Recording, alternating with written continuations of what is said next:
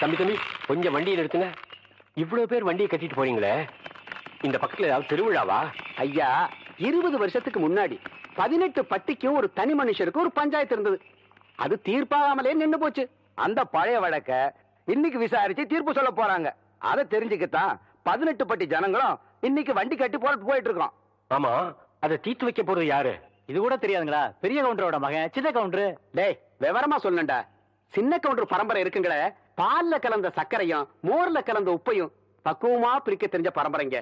அதுலயும் சின்ன கவுண்டர் இருக்காருங்களே, கடிகாரத்தை பார்க்காமலேயே மேல சுத்தி வர்ற சூரியனையும் விளைஞ்சு வர்ற பயிரையும் பார்த்து மணி சொல்றவரு. ஐயா, இவ்வளவு எதுக்குங்க? சித்த உங்களுக்கு நேரம் கிடைச்சதுன்னா அங்க வந்து பாருங்க. பஞ்சாயத்துல என்ன நடக்குதுன்னு தெரியும். சின்ன கவுண்டரை பத்தி அங்க தெரிஞ்சுக்குவீங்க. பாப்பாவா மகாலிங்கம், கோர்ட்டுக்கு கொடுக்கிற முக்கியத்துவத்தை விட ஒரு தனி மனிதனுடைய பஞ்சாயத்துக்கு இவ்வளவு ஜனங்கள் முக்கியத்துவம் கொடுக்கறாங்கன்னா அதை நாம் பார்த்தாகணும். அதான் மச்சான் அப்பவே சொன்னேன், இவங்க பஞ்சாயத்துல நமக்கு வேணா கோர்ட்டுக்கு போலாம்னு. நம்ம 18 பட்டிக்கும் கோர்ட்டு இந்த ஆலமரத்தடி பஞ்சாயத்து தான். இங்க கொடுக்கிற தீர்ப்பை மீறி எவனும் இது வரைக்கும் எந்த கோர்ட்டுக்கும் போனதில்லை. ஏன் சின்ன கவுண்டர் வந்துட்டாருங்க. சின்ன கவுண்டர் வராரு. ஐயா வராரு.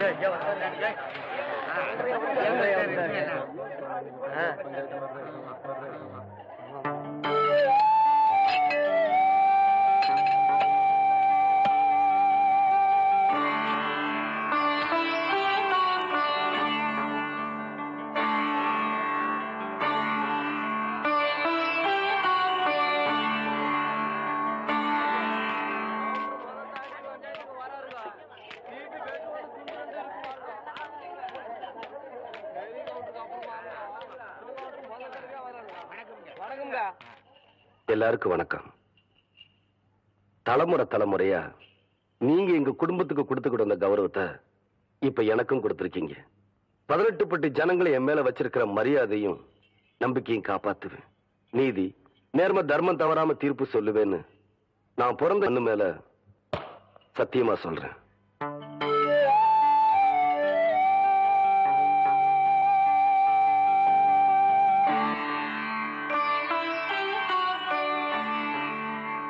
வழக்க ஆரம்பிக்கலாம்.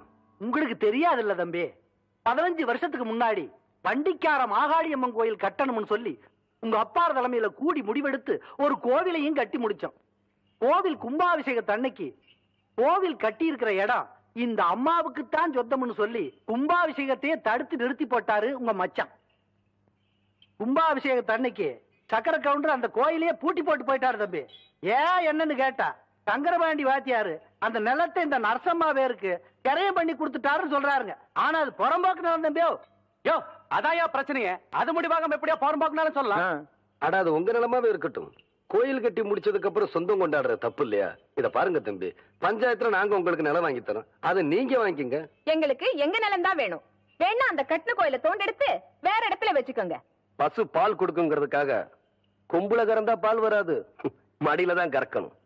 அதே மாதிரி சாமி எல்லா இடத்துல இருந்தாலும் கும்பிடுறதுக்குன்னு ஒரு இடம் வேணும். அதுக்கு பேரு தான் கோயில். அதை தூக்கி வச்சு விளையாடுறதுக்கு மனுஷனுக்கு சக்தி கிடையாது. அதுல போய் நாம தகராறும் பண்ணக்கூடாது. யோ, நாங்க ஒண்ணு தகராறு பண்ண வரலையா?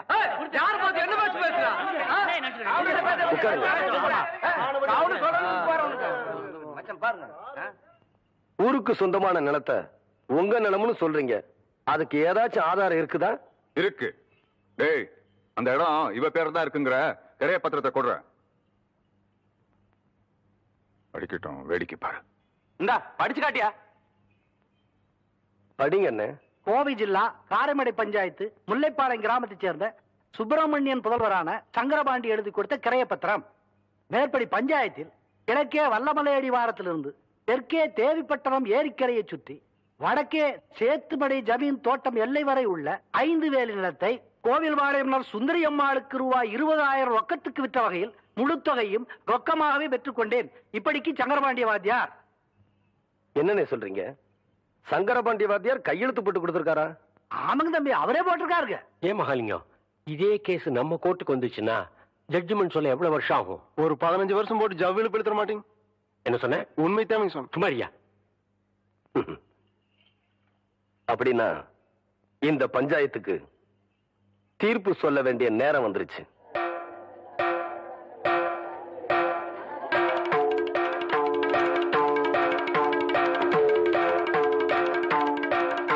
ஆயிரத்தி 1936 வருஷம் சங்கரபாண்டி வாத்தியார் இறந்துட்டாருன்னு உங்க எல்லாருக்கும் தெரியும். 1937 வருஷம் இந்த பத்திரம் கரையம் பண்ணிருக்காங்க. இது முதல் தப்பு. சங்கரபாண்டி வாத்தியார்னா எல்லாரும் பள்ளிக்கூட வாத்தியார்னு தப்பா நினைச்சுக்கிட்டு இருக்கீங்க. ஆனா அவரு எழுத படிக்க தெரியாத சிலம்பம் கத்து கொடுக்கிற குஸ்தி வாத்தியார்னு நிறைய பேருக்கு தெரியறது இல்ல.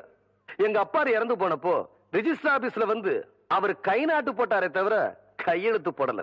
அதனால இந்த பத்திரம் பொய்யான பத்திரங்கிறது உண்மையாயிருச்சு. இது ரெண்டாவது தப்பு. இந்த நிலம் நம்ம கோயிலுக்கு தான் சொந்தம். இந்த கோயில் நம்ம 18 பட்டிக்கு சொந்தம்னு தீர்ப்பு சொல்லி உங்ககிட்ட இருந்து நான் விடுதலை வாங்கிக்கிறேன். நீங்க நல்லா இருக்கணும் ஐயா. ரொம்ப நல்லா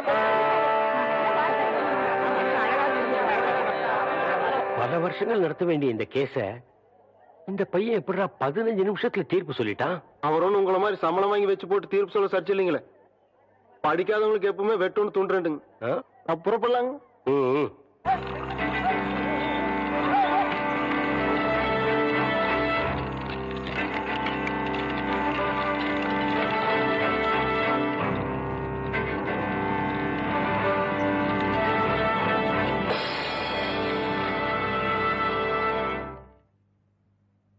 என்ன சின்ன கவுண்டர் அப்படி பாக்குறீங்க?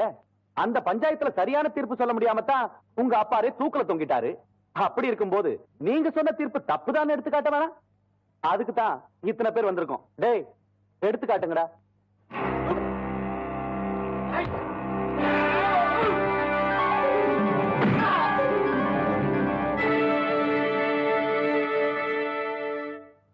ஈசா, இந்த துண்டு மண்ணில் விழுந்தா ஆத்தா மனசு ஒத்துக்காதுல்ல. சரிங்க. பத்திரமா கொண்டு போய் உள்ள வை. ஆகட்டும். இந்த துண்டை இடுப்புல கட்டினா கோயிலுக்கு போறேன்னு அர்த்தம். இந்த துண்டை தோல்ல போட்டேன்னா தீர்ப்பு சொல்ல போறேன்னு அர்த்தம். இந்த துண்டை அப்படி எடுத்து வச்சேன்னா பட்டைய கலப்ப போறேன்னு அர்த்தம். டேய்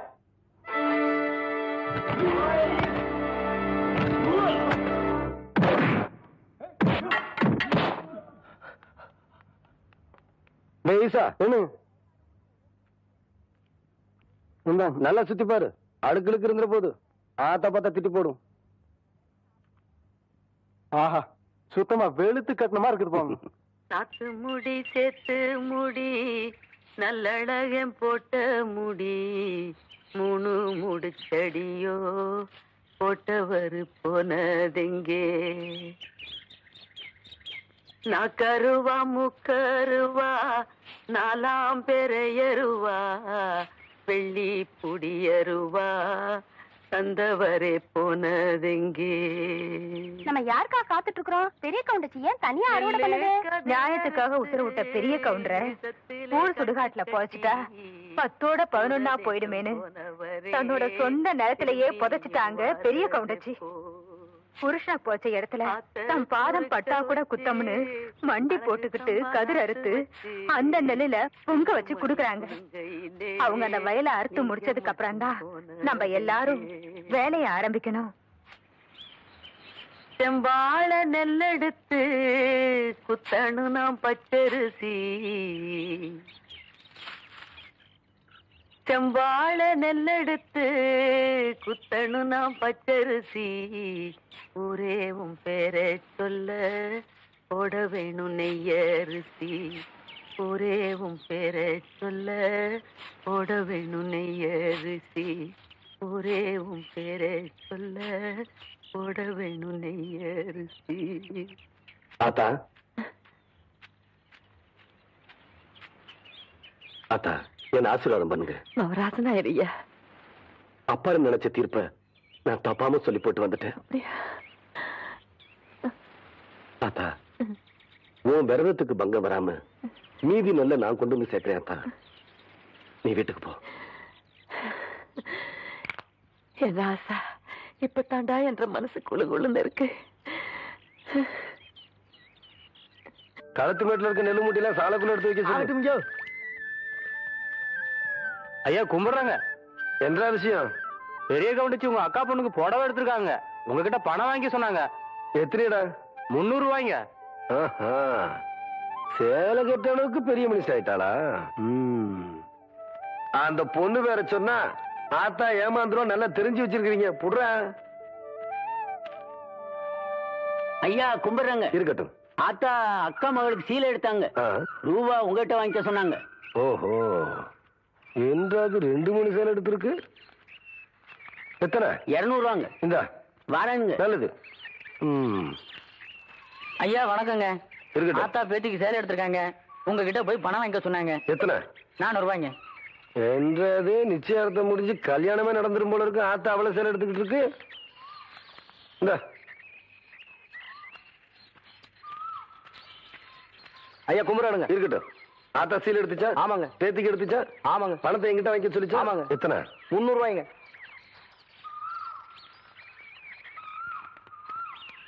இந்தாங்க. நல்லதுங்க.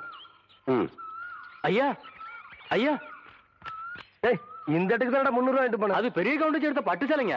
இது தெய்வான எடுத்த நூல் சேலைங்க. தெய்வானையா? கவுண்டரே,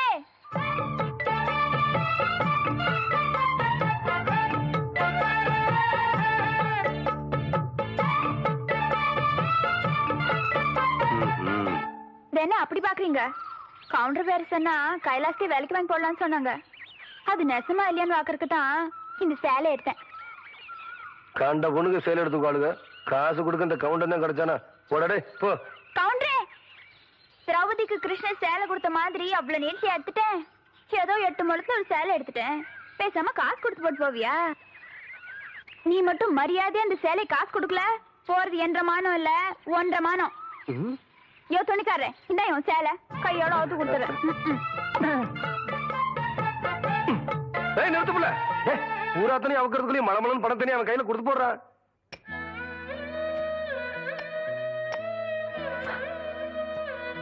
ஓய்வு இருந்து வச்சிருக்கேன். உங்களால ஆன உதவிய செய்யணும். பாத்தியாடா தவசி, ஒவ்வொருத்தருக்கு நேரம் ஒரு தடவை தான் வரும். நீ கொடுத்த பணத்தை தூக்கி எறிஞ்ச சிரிக்கி இப்ப ஊடு ஊடா இறந்துகிட்டு வராளாம். கொடுத்த காசை நோவாம வாங்கி வைக்கிறத விட்டு போட்டு வாங்குற கடனுக்காக வாசலா ஏறி இறங்கிட்டு இருக்கா. கூழ் வச்சு குடிக்கவே வக்கல்லாத கழுத காகரியோட மொய் விருந்து வைக்கிறதுக்கு என்ன பண்ணுவான்னு நினைக்கிற?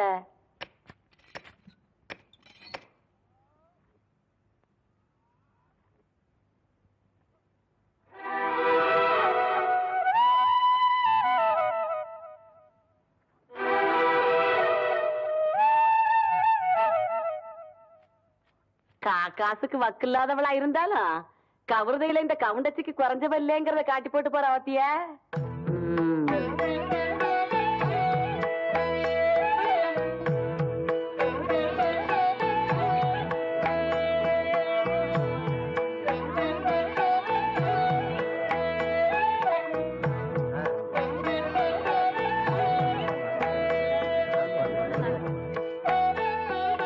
சாப்பிடுங்க. சரிங்க. அம்மா போதுங்க.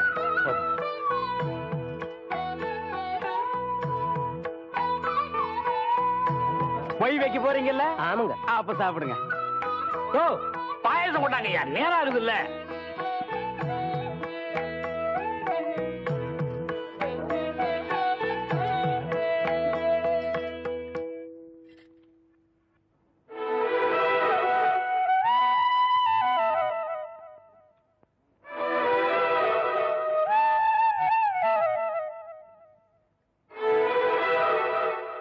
போதும் புள்ள. உப்பு அதிகமா சேர்த்துக்கிட்டா உடம்புக்கு நல்லதில்ல புள்ள.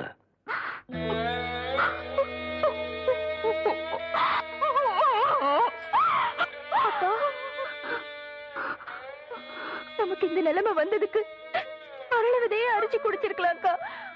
அது செய்யறதா ஆத்தா நம்மளை விட்டு போனப்பவே அதை செஞ்சிருப்பேன். ஆத்தா மனசுப்படி ஒன்னு ஆளாக்கி பார்க்கணும்னு நான் ஆசைப்பட்டுட்டேன். அதுக்காக எத்தனை சோதனை வந்தாலும் நான் தாங்கிப்பேம்மா. அம்மணி, தெய்வனே, இப்படி ஆளாளுக்கு மாத்தி மாத்தி அழுதுட்டு இருந்தா எப்படி மணி? பந்தி முடிஞ்சு போச்சு மணி. இலைய நீ தானே எடுக்கணும்.